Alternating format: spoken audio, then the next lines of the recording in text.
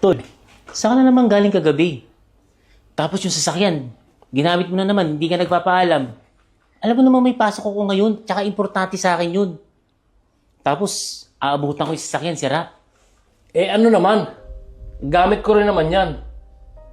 Kasalanan ko ba na kakarag-karag yung sasakyan dyan?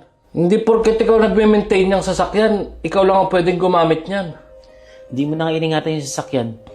Parang ikaw pa yung may ganang magalit. Lagi na lang kita iniintindi, tol.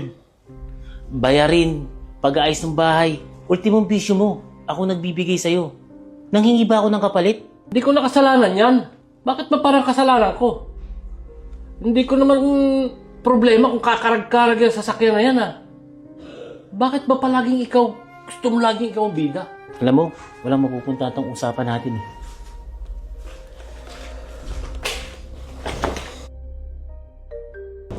Tol, kakabad trip sa bahay.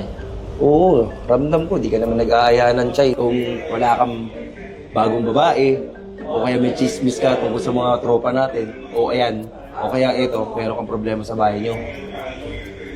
Lagi na lang ako pinagtitripan ng kuya ko. Parang lagi na lang ako nakikita may problema sa bahay. Hindi ko alam kung ako ba yung problema o sila. Siguro tol, kaya hindi rin ako matanggap-tanggap sa trabaho. Siguro dahil sa kakasermo ng kuya ko, minamalas ako. Ito naman, alam mo tol, eto matagal na tayo mga kaibigan. Sigurado ako, tatanggapin mo tong real talk ko sa'yo. Alam mo kung ba't di ka natatanggap sa trabaho?